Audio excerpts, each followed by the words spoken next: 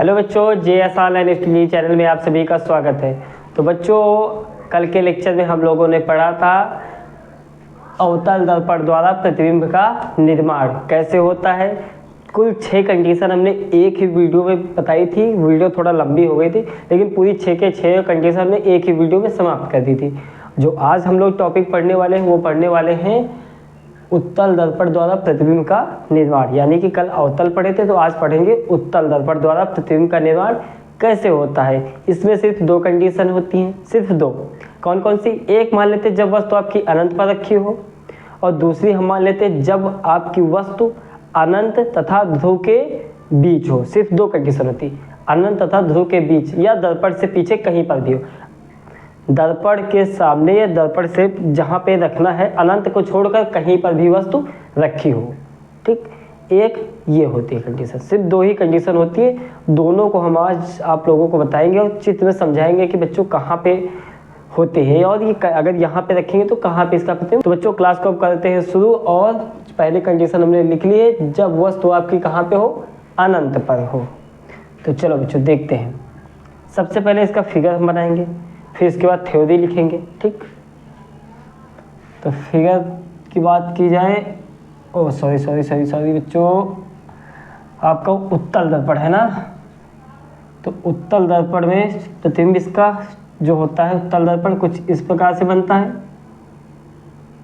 इसके अंदर वाले तल पर पॉलिश होती है। उत्तल यानी कि उभरे हुए तल से परावर्तन। ये आपका हो गया P बच्चों, और ये आपका हो गया F, और ये आपका हो गया C। यानी कि दर्पण का ध्रुव हो गया, आपका फोकस हो गया, और हो गया वक्रता केंद्र C। ठीक है। अब हम मान लेते हैं कोई वस्तु यहाँ पे अनंत पर, यहाँ पे अनंत है। ठीक है, लाइन थोड़ा सही या नहीं आ रही। ये अनंत हो गया, अनंत पर वस्तु A B रखी हुई है। ठीक है। तो बच्चों थोड़ा सा क्या करते, अनंत से चलने वाली प्रकाश की किरणें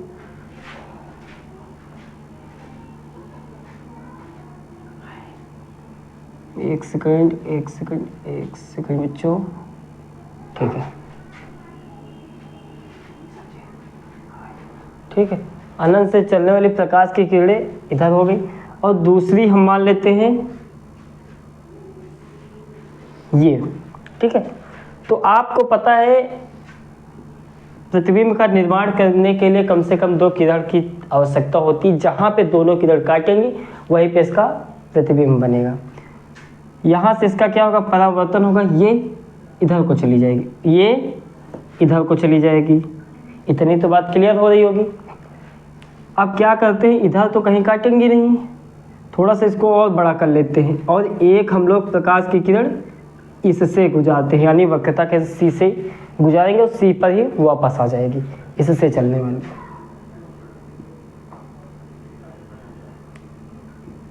ठीक है, इतनी बात तो क्लियर हो रही होगी। इसके बाद क्या करेंगे, इसको यहाँ पे नहीं काटेंगे। तो देखो अभी तो काटने, एक तो हमें यहाँ पे मिल गई, कहीं पे इस लाइन पे काटेगी, लेकिन जो दूसरी किरण है ये कहाँ पे काटेगी। तो क्या करते हैं, इसको थोड़ा सा इधर अंदर लेके जाते हैं, क्योंकि प्रतिबिंब का निर्माण करना है, और निर्माण करने के लिए कम से कम किरण का काटना बहुत आवश्यक है।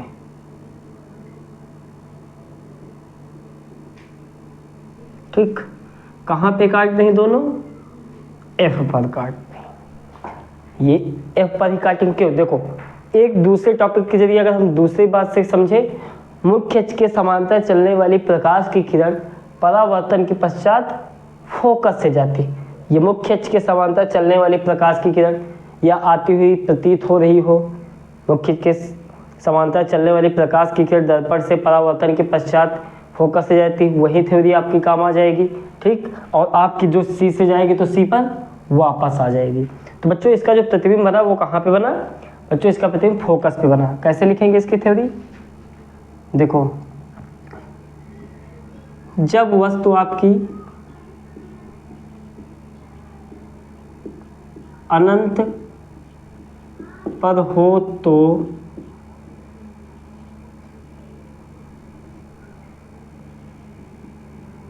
उसका प्रतिबिंब फोकस पर बनता है, ठीक, जो कि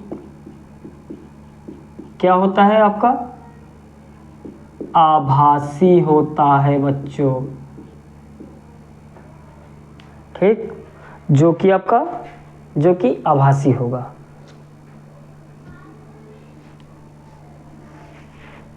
जो कि बच्चा क्या होता है आपका, जो कि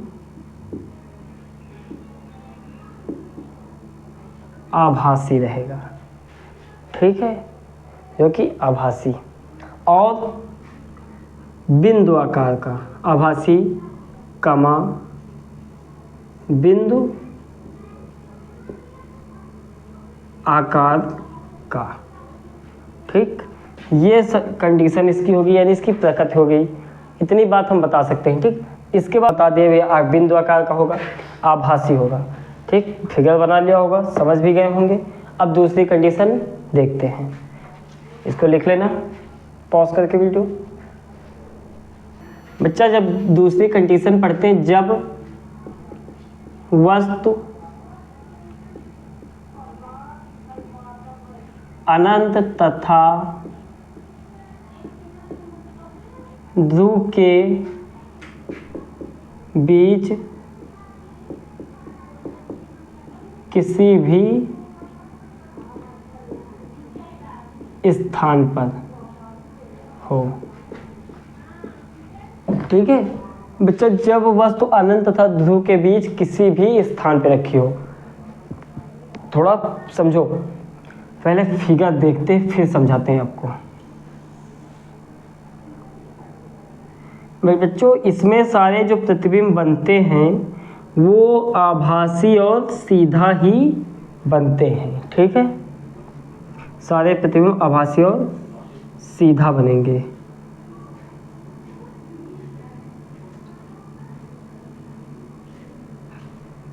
ठीक, ये हम मान लेते हैं इधर अनंत है, ठीक, ये अनंत है और ये ध्रुव है। इसके मन अनंत और ध्रुव के बीच चाहे यहाँ रख दे, चाहे यहाँ, चाहे यहाँ, चाहे यहाँ, कहीं पर भी रखी हो। तो बच्चों मान लेते हैं वस्तु आपकी ये रखी है, कौन सी, ए बी नाम की कोई वस्तु रखी है, ठीक है। इससे चलने वाली प्रकाश की किरण दर्पण से या मुख्य के समांतर प्रकाश की किरण दर्पण से परावर्तन के पश्चात फोकस से चली जाती है। तो बच्चों इसमें क्या करेंगे हम लोग, डैश डैश से दिखा देंगे,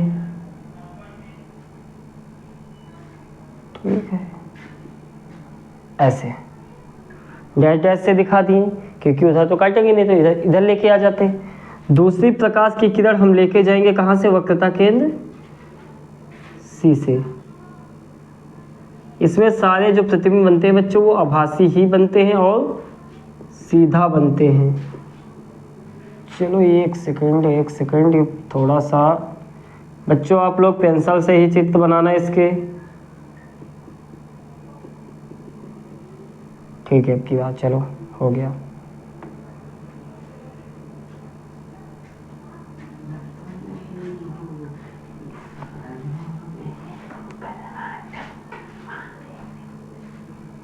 ठीक, तो ये दोनों किरणें प्रकाश की कहाँ पे काट रही हैं, दोनों काट रही हैं पी और यहाँ से देखो, दोनों प्रकाश की किरणें काट रही बच्चों आपकी बी डैश ए डैश, यानी कि हम कह सकते हैं दोनों प्रकाश की किरणें पी और एफ के बीच दोनों प्रकाश की किरणें काट रही हैं और वहाँ पे इसका प्रतिबिंब का निर्माण हो रहा है। तो इसकी थ्योरी लिखते हैं, जब वस्तु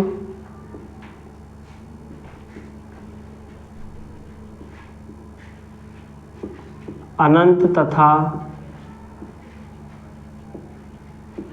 ध्रुव के बीच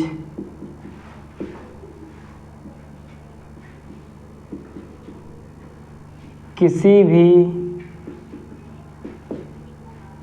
स्थान पर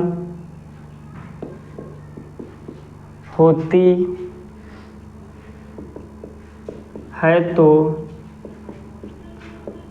उसका प्रतिबिंब, ठीक है, उसका प्रतिबिंब कहाँ पे बनता है? ध्रुव तथा फोकस के बीच। तो उसका प्रतिबिंब ध्रुव तथा फोकस के बीच, ध्रुव तथा फोकस के बीच प्राप्त होता है। प्राप्त होता है, जो कि कैसा होता है? सबसे पहले कंडीशन आपकी आभासी, सीधा तथा वस्तु